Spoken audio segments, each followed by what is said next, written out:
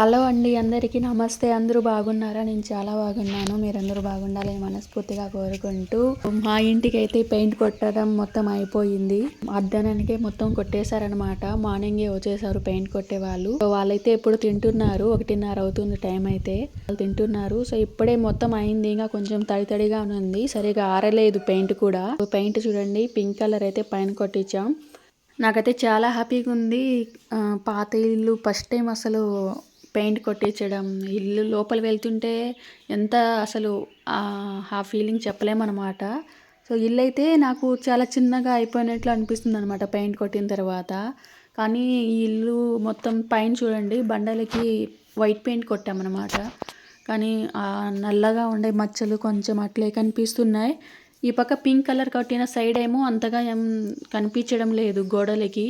పైన బండలకి మాత్రమే అక్కడక్కడ మొత్తం నల్లగా ఉంది. ఇక వంటగదికి సంబంధించి మొత్తం సరిగా రాలేదు. 2 సార్లు కొట్టమన్నాం కానీ వాళ్ళు ఇంకా డబుల్ అవుతుంది పెయింట్ అన్నారు కాబట్టి ఇంక 1 లేయరే కొట్టించాం. సో పెయింట్ అయితే చాలా బాగా కొట్టారు. అక్కడక్కడ ఇంకా కొంచెం సరిపోలేదన్నమాట, తక్కువ వచ్చింది. ఇలా కొట్టడం వల్ల ఈ రూమ్కి అయితే సెకండ్ ఇల్లు ఉంది కదా పైన, అక్కడైతే ఎక్కువ కొట్టేశారు. 2 లేయర్గా కొట్టారు కాబట్టి ఇల్లు చూడండి ఎంత బాగా కనిపిస్తుందో చూడ్డానికి, పింక్ కలర్ మొత్తం. ఈ ఇల్లు అంతగా ఏం నల్లగా లేదు కాబట్టి పెయింట్ కొట్టినా కూడా ముందు ఇల్లు కంటే అలా ఏం లేకుండా మంచిగా ఉంది, కనిపిస్తుంది చూడ్డానికి. సో బాగా కొట్టారు కదా. సో ఫైనలీ మా తమ్ముడి పెళ్ళి కోసం ఇప్పటికి కుదిరింది ఇంటికి పెయింట్ కొట్టించడం. ఎప్పటి నుంచో అనుకుంటున్నాం కానీ ఇంకా జరగలేదు. అప్పుడెప్పుడో నానమ్మ కొట్టించినారు. ఫస్ట్ కట్టినప్పుడు మా నాన్న కొట్టించింటారు, తర్వాత మా నాన్నమ్మ కొట్టించారు, తర్వాత ఇప్పుడు మాకు కుదిరి కొట్టించామన్నమాట పెయింట్ అయితే. ఈ ఇంటికి ఎక్కడ కూడా మచ్చ లేకుండా చాలా బాగా ఉంది కదా. సో పింక్ కలర్తో పాటు పైన బండలకి వైట్ కలర్ కొట్టాం, చాలా బాగా వచ్చింది. ఈ ఇల్లు మాత్రమే కొంచెం సరిగా లేదనమాట. సైడ్లో ఏమో కవర్ అయింది కానీ పైన మాత్రం ఇంకా నల్లగా అక్కడక్కడ మొత్తం మచ్చలాగానే ఉంది. ఇక వర్షం వస్తే మళ్ళీ ఏమన్నా నీళ్లు కారిందనుకోండి ఇంకా ఎక్కువ అయిపోతుంది అనుకుంటున్నా. సో అది కూడా చూడాలి. వర్షం పడినా కూడా ఇంట్లో నీళ్లు రాకుండా ఏదైనా చేయాలన్నమాట. సో చాలామంది చాలా కామెంట్స్ పెడుతున్నారు, ఇల్లు కారుతుంది అంటున్నారు కదా, పెయింట్ కొట్టించే లోపే పైన కూడా ఏదైనా వాటర్ ప్రూఫ్ అట్లాంటిది ఏమైనా వేయించండి, సిమెంట్ అట్లాంటిది అంటున్నారు. సో మీ అందరి సజెషన్స్కి చాలా చాలా కృతజ్ఞతలు. సో ట్రై చేయాలండి, పెళ్ళి కదా టక్టక ఇంకా పెయింట్ కొట్టి పెళ్ళి చేసేసిన తర్వాత కొంచెం చూడాలనుకుంటున్నాము. అది కూడా మిద్దె మీద కూడా ఏదైనా వేపిస్తేనే బాగుంటుంది. ఇంకా తలుపులు అలా కిటికీకి కొంచెం పోయింది కదా, అవి కూడా మార్చాలనుకుంటున్నాము. ఇక ఏమైనా చూడాలి. మిటికిలకి బయట గోడలకి అన్నిటికీ మంచి కొట్టారనమాట.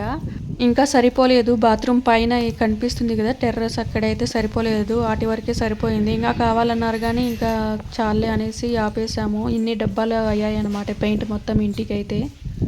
ఫైనల్గా పాత ఇల్లునైతే కొత్త ఇల్లుగా మార్చేసాం. మాకైతే చాలా ఆనందంగా ఉంది. తమ్ముడి పెళ్ళికి ఇట్లా కొత్త ఇల్లు కడదాం అనుకున్నాం కానీ ఇంటిని మళ్ళీ పెయింట్ కొట్టి చేయాల్సి వచ్చింది. ఇంకా అక్కడక్కడ కొంచెం పెండింగ్ ఉందన్నమాట. ఎందుకంటే గడప కొంచెం పోయింది కదా, దాన్ని మార్చాలనుకుంటున్నాం. తలుపు కూడా కింద పోయింది కదా, దానికి కూడా ఒక చెక్క కొట్టించాలనుకుంటున్నాం.